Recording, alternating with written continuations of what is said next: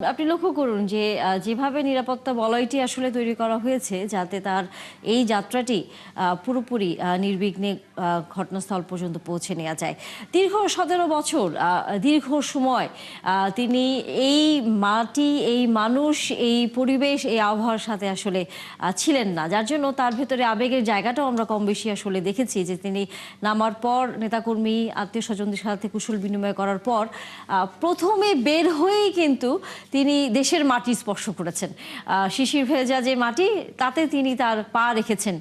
নিরাপত্তার কারণে হয়তো বেশিক্ষণ তিনি থাকতে পারেননি, হয়তো সেটি কয়েক সেকেন্ডই হতে পারে, কিন্তু সেটি কিন্তু তিনি ভুলে যাননি। অর্থাৎ যে দেশের জন্য তার এই আত্মত্যাগ, দেশের মানুষের জন্য তিনি দেশে ফিরে এসেছেন দীর্ঘ ১৭ বছর পর,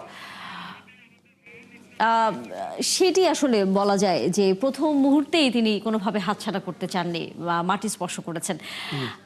আমরা খবর নিব এই গাড়িবহরের সাথে আমাদের আছেন আমাদের সহকর্মী, এরই মধ্যে মোহন ইসলাম, তার সাথে আমরা যুক্ত হয়ে নিচ্ছি। মোহন, আপনি গাড়িবহরের সাথে আছেন, এই মুহূর্তে গাড়িবহরটি বিমানবন্দর থেকে কতটুকু আসলে সামনে এগিয়েছে? দেশবাসীকে তার যে আগমন, সে আগমনের বার্তা দিচ্ছেন।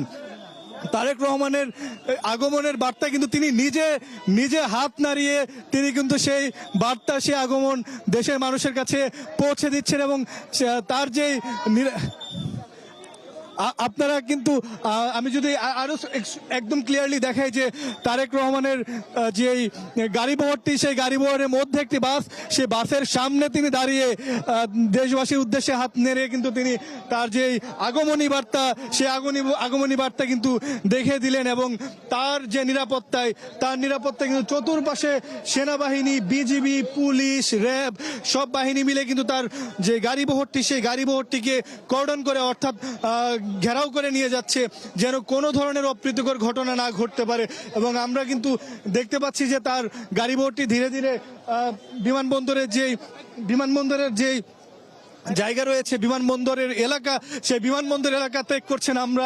আমরা সেই গাড়িবহরের পাশেই রয়েছি বা পেছনে রয়েছে, সেই জায়গা থেকে যদি আরেকটু দেখে আপনাদেরকে, তারেক রহমান যিনি সবসময় বলেন সবার আগে বাংলাদেশ, সেই সবার আগে বাংলাদেশের স্টিকার সম্বলিত গাড়ি করে তিনি কিন্তু সেই বাসে করে যাচ্ছেন সংবর্ধনাস্থলে। এবং যেমনটা বলা হচ্ছিল যে আগামীর বাংলাদেশ হবে মানবিক, সাম্যের, সুশাসনের, সেই বার্তা নিয়ে কিন্তু তিনি 17 বছরের নির্বাসিত জীবন শেষ করে বাংলাদেশে এসেছেন। এবং সেই জায়গা থেকে কিন্তু তিনি বাসে চড়ে তিনি তার সংবর্ধনাস্থলে যাচ্ছেন। তার জন্য বুলেট প্রুফ গাড়ি থেকে শুরু করে অনেক ব্যবস্থা রাখা হয়েছিল দলের পক্ষ থেকে, কিন্তু তিনি কিন্তু সেই জিনিসগুলো গ্রহণ করেননি।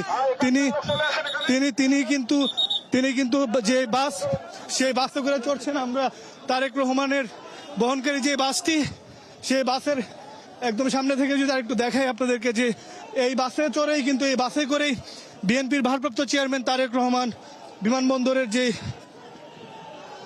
বিমানবন্দর থেকে তিনি ঢাকা ছাড়ছেন। এবং তিনি তার হাত নাড়িয়ে কিন্তু বারবার এই দেশবাসী এবং বাংলাদেশের মানুষকে তার আগমনের বার্তা পৌঁছে দিচ্ছে।